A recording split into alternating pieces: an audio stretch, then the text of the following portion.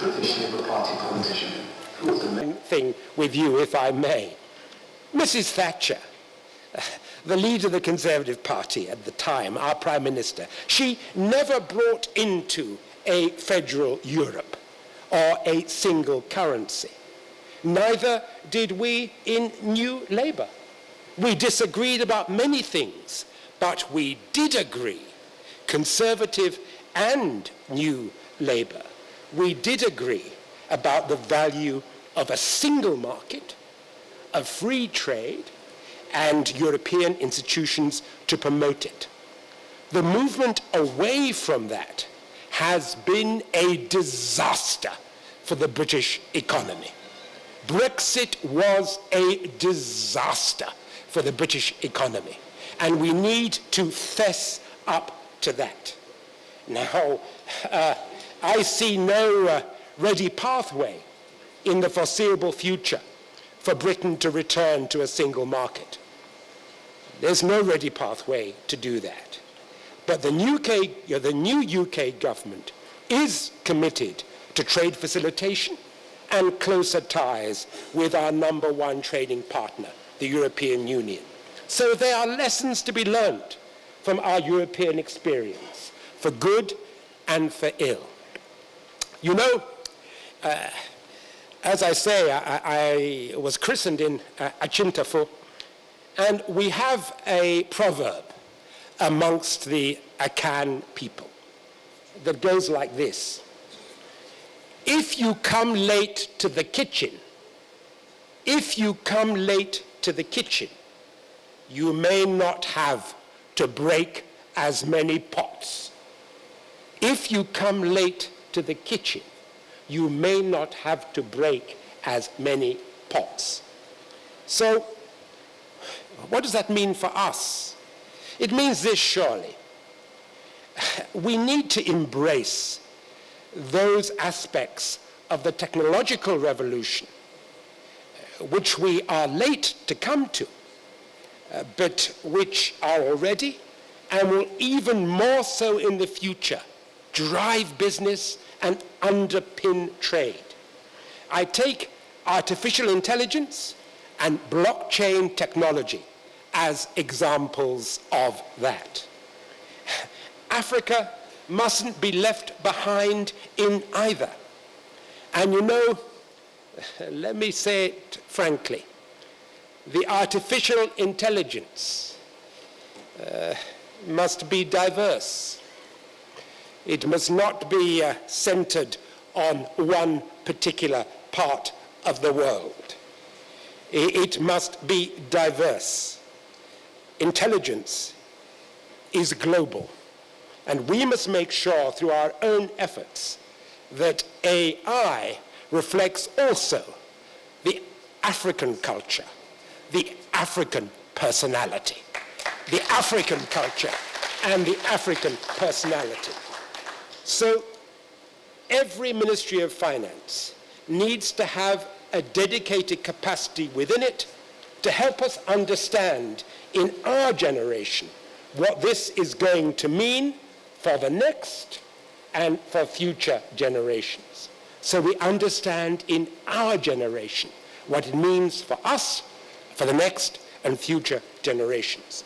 Now, pharmaceuticals and agriculture will benefit most from the AFCFTA if we embrace these new technologies. Artificial intelligence will revolutionize diagnostics, treatments, and healthcare. Africa needs those enhancements, not just to address our own health fragilities and inequalities, but to take advantage of the opportunities provided by free trade to end our reliance on external supply chains. We learned in the pandemic about the need to up our game in the production of vaccines. We mustn't go into the next one with the same vulnerabilities. We need artificial intelligence too if we are to make the most of the opportunity for collaboration, technology transfer, and public-private partnerships offered, for instance, by the New Africa Technology Foundation, financed by the AFDB. And the recent European initiatives around innovative financing to to overcome market failures and mobilize pharmaceutical investments across Africa. These are important. They promise much if we embrace the challenge of leapfrogging in technological advances and adoption, and we build capacity among a new generation of young African scientists, engineers, and entrepreneurs. Our continent is full of such young people. We cannot afford to lose them. We cannot afford to do other than to utilize their skills and talents if we are to get ahead of the curve in terms of technology. And that is not just the case in relation to pharmaceuticals, but in agriculture. Blockchain technology will bring huge steps forward across a whole range of activity in validating the legitimate ownership of goods traded, identifying counterfeit medicines and other supplied goods, tracking the trade in protected species, in establishing origin and promoting food safety. The use of this technology, not only in trade, but in improving procurements and good governance generally, does require building human and legislative capacity across the continent, a task, again, for a coordinated response from national parliaments, regulators, and regional entities. His Excellency the President did wonders in collaboration with the Honourable Minister for Finance way back when in terms of governance by using new technology in Lagos State. Nigeria and Africa needs to learn that lesson. This, I know, is something you will be addressing at this caucus, not least in harnessing the role of fintechs in mobilizing resources for small and medium-sized farmers in rural areas who stand to gain from digital credit saving, insurance, and other products. You know, ACRE, Agricultural Risk and Enterprise, is an example in point.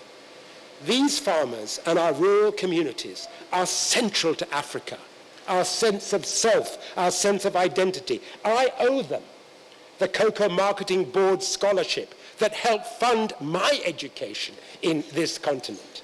I wouldn't be what I am without cocoa and without that Cocoa Marketing Board scholarship. I owe them, and so I reckon, looking around me, to many others in this room. Now, but this caucus meeting comes at a kairos moment in the implementation of the AFCFTA and the facilitation of intra-African trade. You, ministers, governors, have given the process a change of pace and a new urgency.